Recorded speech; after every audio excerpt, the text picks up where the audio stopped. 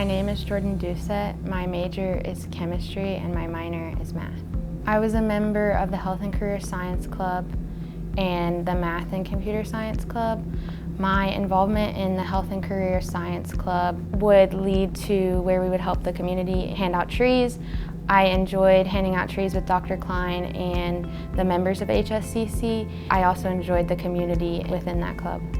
Athens State led to many opportunities to pursue research for me. I attended several science conferences, such as the Alabama Academy of Science, and got to present my posters across Alabama. I also now have the opportunity to attend graduate school, and I had received the opportunity to travel internationally. I went to the Bahamas for 10 days. On the first 3 days we were in Nassau, and then in the last 7 days we were in Andros, Bahamas. Nassau was like a really big city, and we got to go to the straw market and kind of see how much like they barter and how they try to convince you to buy something. And then when we went to Andros, it was more rural like Athens is, and we got to meet some of the professors at BAMSI, the Bahamas Agriculture and Marine Science Institute. I experimented in a chemistry lab at BAMSI, and I got to see how they do their science. It was more like first, second years, and they do not have an air condition in their chemistry labs. When I got back, I had appreciation for air conditions. People there, I got to ask them about like religion and the Lord, and a lot of them believe in science and the Lord at the same time. And I found that so interesting because these people who are so focused on agriculture and science also just believe in the Lord. One of my friends, she reached back out to someone we met in the Bahamas and gave them like floaties after the fact because they didn't really have enough means to buy those for the business. So that's another way we've been able to reach back out and keep in touch.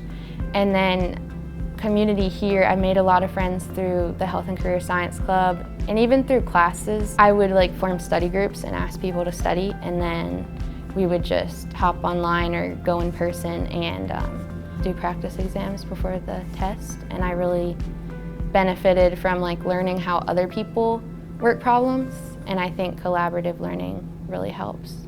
My friend encouraged me to submit my painting for the Writing and Art Summit. So I submitted my painting, which I named Evidence, and it's of this girl looking back at a field. And since their theme was roots and routes, I won first place at their writing summit. Art, you need it in science to communicate science visually, and it helps to have like science communication that is visualization of things. So that's why I took a Photoshop class during my senior year, and I've really appreciated learning that, and it really helped me in my honors thesis and like how cohesive colors were and how I could communicate the science more articulately through artwork and using Photoshop. And I showed my Photoshop professor. She was mostly online, but she was at the Student Scholarly Symposium, and I met her there and then at the Writing Summit. Athens State is very affordable, and I really appreciated the scholarships I got. I got the Lewis Steele Scholarship, and I received the Honors Program Scholarship that funded my research for 3 semesters. The hands-on labs really prepared me for my field. I was Dr. Watkins' research student for my last 3 semesters at Athens State. I found out I was a chemist in my junior year. That's not the typical path of a chemist, like you want to know that sooner. So you can take physical chemistry before you take organic chemistry and not take them at the same time. So essentially I would see Dr. Watkins like 4 days a week.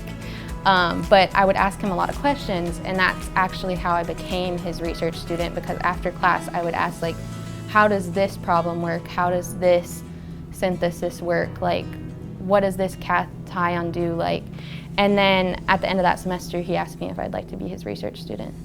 I learned a lot from that, getting like hands-on research opportunities. He was my mentor with learning how to like put together a science poster for the first time, learning how to present for the first time. He walked me through your first science presentation, and he was like, I don't need to worry about it so much, and how to answer correctly. So that mentorship has really been invaluable to me in my science career.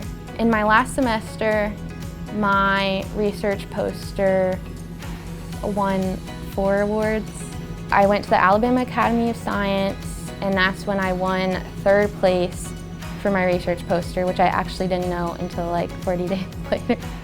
And then I went to Hudson Alpha. I won 1st place for my poster on potentially pathogenic mutant microRNA 142. And then I went to UAH, their North Alabama Wilson Dam Symposium, and my poster won 2nd place there in the undergraduate category, I believe. And then at the Athens State Student Scholarly and Creative Showcase, I also won 2nd place. My research was on microRNA 142. Mutations in microRNA can lead to dysregulation of a specific microRNA, which can potentially lead to pathogenicity. So I looked at a single nucleotide change in my microRNA, which is like a single building block of DNA. So guanine to adenine, from my wild type to mutation, and studying that through computational means like the simulations, the 40 nanosecond simulations, I got to see that it could possibly result in a change in the processing of the dicer protein, which could potentially mean it's pathogenic. So essentially, studying microRNAs can lead to discoveries within cancer research or preventing cancers, or solving, like, if we create a pharmaceutical that could fix this problem, then it could potentially heal diseases.